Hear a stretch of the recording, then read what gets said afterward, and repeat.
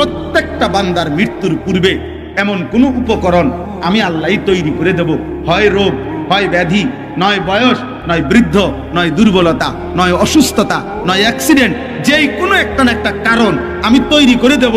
তখন লোকে শুধু ওইটাই বলবে, তোমার নাম আর নিবে না। আল্লাহ বলছে, লোকে বলবে ক্যান্সারে মরছে, লোকে বলবে অ্যাক্সিডেন্টে মরছে, লোকে বলবে দুর্ঘটনায় মরছে, লোকে বলবে বুড়ো হয়ে যাওয়ানে মরছে, ইত্যাদি ইত্যাদি বলবে। কিন্তু আসলে তো তুমিই নিয়ে আসছো। মানুষ বলবে না তোমাকে কিছু, আমি সেটারও ব্যবস্থা রাখছি। আমি সব ইন্তজাম করে আমি আল্লাহর পরিকল্পনা সাজায় রাখছি। কুলিয়াতাওয়াফাকুম মালাকুল মাউতিল্লাযী ওয়াক্কিলা বিকুম।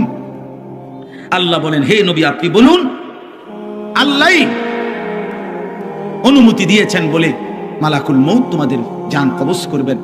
তো মৃত্যু হলে, প্রিয় ভাই, মরণের পরে মৃত্যু হয়ে গেলে এখন কি হবে? এখন কি হবে? শেষ। মরণ মানে শেষ তো নাকি? শেষ। মরণ মানে শেষ। মরণ মানে হারিয়ে গেল। মরণ মানে ওনার ইনিংস শেষ, উনি আউট হয়ে গেছে নাকি?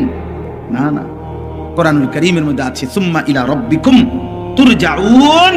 আল্লাহ বলেন, অতঃপর তোমাদের সকলকেই, পৃথিবীর প্রথম আদম আর ইসরাফিলের ফুস সময় যে মানুষটা মরবে, এই শেষ আর প্রথম ব্যক্তি প্রত্যেককেই আমি আল্লাহর কাছেই ফেরত আনা। আমার থেকে একজনও পৃথিবীর কোন ক্ষমতায়, বয়সের কারণে, পুরান হইবার কারণে, দীর্ঘদিন হইবার কারণে, ক্ষমতাধরের কারণে, শক্তির কারণে, কোন কারণেই আমার থেকে ছুটতে পারবা না। সুম্মা ইলা রাব্বিকুম তুরজাউন। আমি আল্লাহর কাছেই সকলকে ফেরত আনা। কার কাছে? ফিরতেই হবে।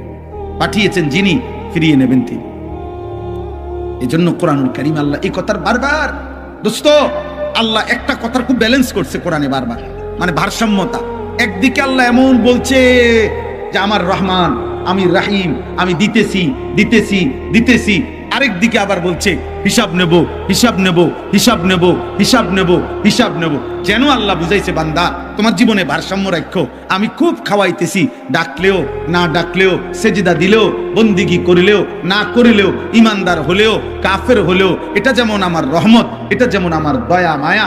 আগামী দিন আখিরাতে আমি 100 একেবারে বিন্দু বিন্দু, নিঃশ্বাস নিঃশ্বাস আমি, আমার জাররা জাররা হিসাব আমি নেব। এটাও 100। আজ দিলাম আমি সব, আগামী দিন হিসাব নেব আমি সব।